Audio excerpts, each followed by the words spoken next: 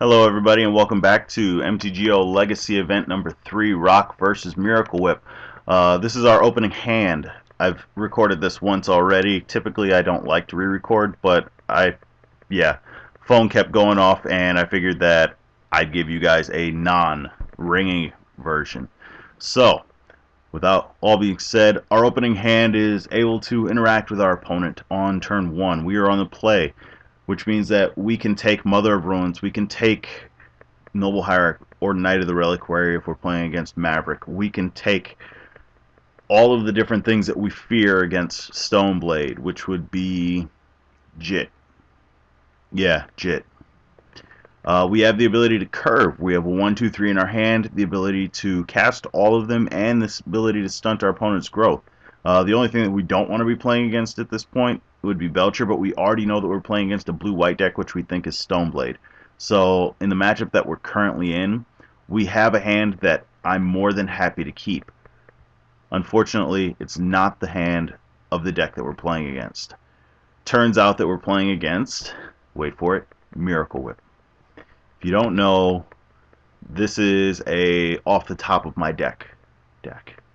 If you can deal with the cards in their deck, literally inside of their deck, change their draw orders, things like that, you're a lot better off. We end up making an incorrect choice with our Thoughtseize, which is the first misplay, which is why I didn't even bother queuing it up, because it was right away on turn 1. We take a look at this hand, and there's a lot of different things that can be done with it. I'm going to go ahead and pause the gameplay. First off, we have this Swords, and we don't care about it. Why don't we care? Well, our opponent, if they go get blue-white, we're going to set them back on land eventually. We're probably going to end up, if they get the blue-white, well, first off, we can't play the Stoneforge next turn anyway because of this spell snare, so this is going to have to wait for a target. By that time, if he does get blue-white, we're already going to have Liliana on the table, so we're free to use this Wasteland. Entreat the Angels is his win condition. Any Brainstorm will allow him to put this back on top, but it also means that he has to draw it. He has to draw the Brainstorm, he has to find a way to get this on top, and he needs more lands. This isn't, excuse me, for some reason I have hiccups now. This is not a very cheap card. It is 2x once it's miracled, and it's 3xx. And when I say that, the 2 and the 3 are both white mana symbols, if you can see. The miracle cost is covered up, but it's 2 white. So, I mean, for what he's got right now, he needs lands, and he needs a lot of them right now. Spell Snare, not too worried about. There's a lot of 3s, a lot of 1s in the deck. There are a lot of 2s that this will hit, but all that we need him to do is start playing spells and not have an open mana, and suddenly things start hitting the field. Counterbalance. Here's the part that we're avoiding. Counterbalance top. This is annoying. It was annoying when it first came out, and people couldn't figure out how to play other converted mana costs than just 1 and 2. So it dominated the format. Here's the problem. We take the counterbalance. That's wrong. You take the top. And reason is this. Yes, I know counterbalance is the part that, you know, suddenly all of your spells are, well, is this going to resolve? What if it doesn't resolve? Yeah, you get to play that game, and that game's not fun. But top finds counterbalance. Top finds counterbalance. Let me say it one more time. Finds counterbalance. The top does. Counterbalance does not find top. So you have a choice between giving them better cards off the top and possibly losing a spell every now and then. We decide to go with the counterbalance, and that is 100% wrong in this scenario. Because of that, most of our discard rendered useless. What good is discard if they just get to pick the card that they want when they're out?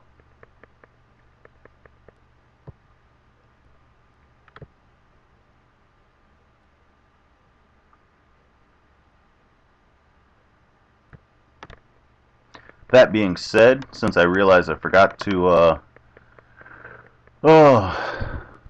since I realized that I forgot to pause the video and you guys had to actually watch me queue up the next one, here is the point where we make our next mistake.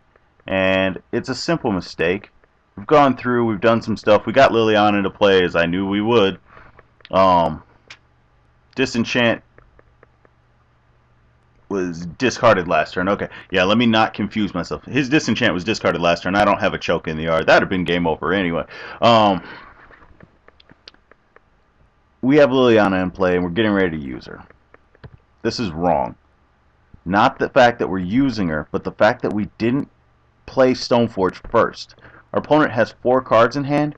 We know that one of them is a Spell Snare, and to be honest with you, I'd rather have the Spell Snare or the Stoneforge Mystic be a discard spell. I have a redundant one in hand. I know that his hand isn't very good. Why on earth wouldn't I play the Stoneforge first, get that out of his hand, put 2 cards in his hand instead of 3, and still have the Batterskull?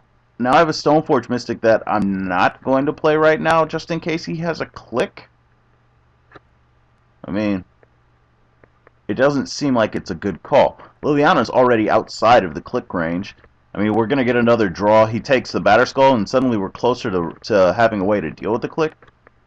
So, that was the mistake there. I'm going to pause this one before we move ahead. I take that back. I'm not going ahead. I checked my notes. Yeah, I have notes. They're just up on a, well, they're up behind this. All that being said, we discarded the wrong card. We discarded a Wasteland. Had our opponent, or had we even played this turn correctly, we could have kept this up in hand, played the Wasteland, forcing our opponent to pick a color. Do you want blue or do you want white? Or even just allowing, not even playing a land and just sticking at 3 mana. We play the Stoneforge Mystic, and then when he spell snares that, then we can make that decision. I mean, we could even go get the Jit and just get rid of it. Because if he fetches out a non-basic, that's such a beating on him. I mean, he can't do anything if he doesn't have lands. His deck costs a lot of mana. So, we made tons of mistakes in this turn. And I take that back. We played the Bayou this turn. That definitely didn't need to. We could go fetch that. We could go fetch a Scrubland or a Savannah, whatever. We already have Lily on the field, so what do we actually care about? And I'm wrong again, because we have Lily on the field, and there's no other way for us to have a black source. So yeah, I'll stop lying to you guys there. We were fine. Didn't need to play the Bayou. I mean, Windswept here. Alright, we're back. Wanted to stop at this point. We're at the 12-minute mark. Well, 11:47, whatever. This is the start of our turn. We have choices here, and the things that we have to realize is, one, we're at 12 life. We're facing 2 4/4 angels. He's at 14. We can attack. We don't really want to keep sending Teague into danger. Teague is keeping off Terminus. Teague is keeping off Wrath, Jace, Force, Entreat the Angels. Teague is keeping us alive. And now I've lost my train of thought. Yeah, we don't want to keep swinging with Teague. Reason we don't want to keep swinging with Teague is for the simple fact that he has Snapcaster Mage, and Teague is keeping us alive. Moving on from there. The next option up, we can't Zenith because of Teague. We can play the Batterskull with the Mystic, but then we take 8, going to 4, we hit, we go back up to 8, and we take 8 more. So our only option is to actually resolve this deed, which we don't want to give him too much time. He does have a top, so essentially you can think of his hand as being 4 cards.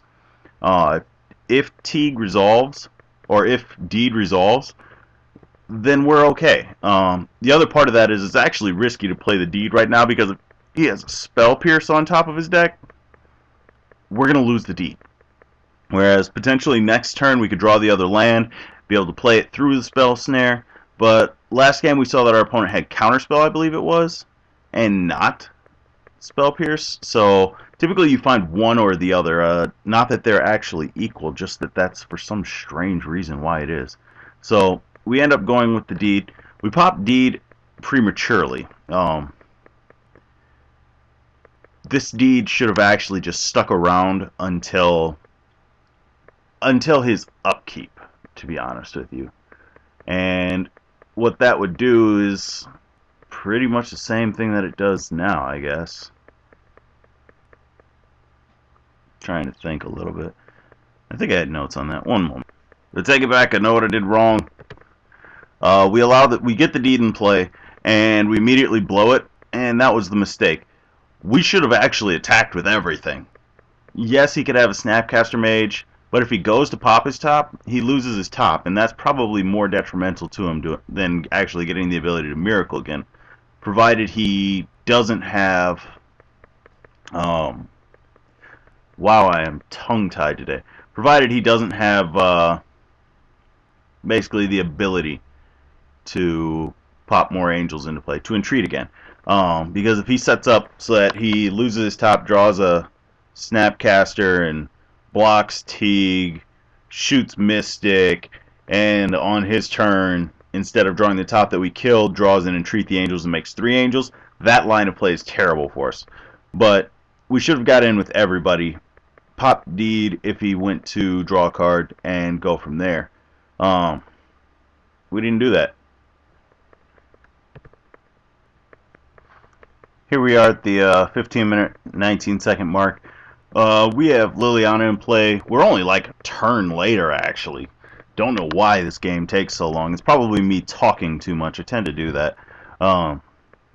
We have our next mistake, and it's actually something that we do instinctively right there. Stoneforge Mystic did not need to go into the battlefield. Reason that didn't, our opponent, still seeing lots of different cards, still has the ability to flash in all of its creatures, and we have Liliana at 1. This is actually really, really good for us to actually just have her in play.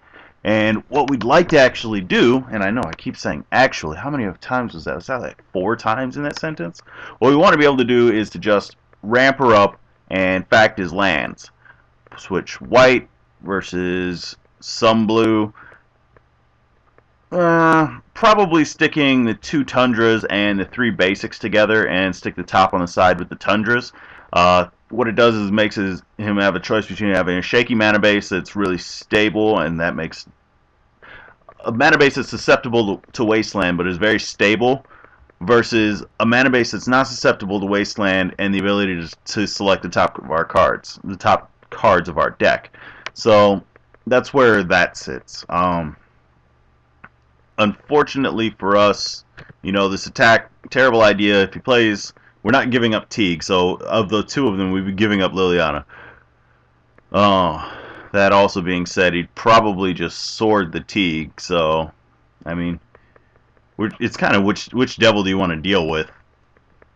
So, unfortunately for us, our opponent had a flyer.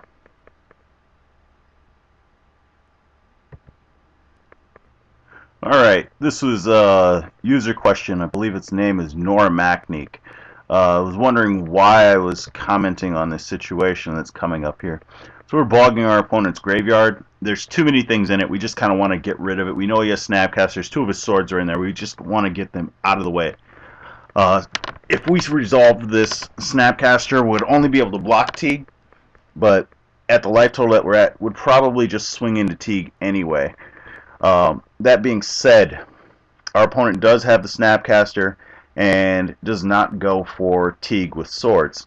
Here's the reason why you go for Teague with swords. You're playing a deck that's based off of the top. You've seen tons and tons of removal, you've seen life gain, you've seen equipment, you've seen ways for me to interact and deal with what you have on board. Yes, you're ahead, not by much. You're ahead by a top deck at this point. All I have to do is draw something that you find unfavorable, and suddenly you're out of the game and I'm right back in it. Caracas would be a good point. I find Caracas, I play Caracas, suddenly your click is absolutely pointless. That's why you get rid of the Teague. It gives you access to your Terminus, to your Entreats, to your Jace. You get the option to play as the deck that you are. If you don't, all it takes is a top deck. Just to follow up on that, there are already 2 of his swords in the yard as well, which means that there are only 2 other ways that he has to remove that Teague, barring an Oblivion Ring, which I don't think we've seen one yet. That being said, you can't afford to bet that you're going to get one of those. If you do, I mean, what if I draw Choke? Suddenly you're stuck using your white source to do everything? The Caracas, I mean, there are enough ways for me to interact and deal with him that he can't actually deal with. So, that's why. Alright, here we are again at the 1918 mark. We did this stupid thing, which you never do online, as you see how fast he's flipping through. We F6'd. Mind you, had we F3'd fast enough, because F6 you're just passing, like you're saying that you're done for the turn. If you'd like to go, you can go. React how you will, I don't have anything to do. Well, he just did something that I would react to. In this case, I can actually fetch out Termagoyf or pretty much anything else, because I haven't played my land for turn. And because I have 6, the rest of those plays were gone. Not even an option anymore. And our opponent pretty much takes it from there with the ability to miracle now at no cost. I mean, that it's not something that we're exactly happy to see, but it's something that we do see.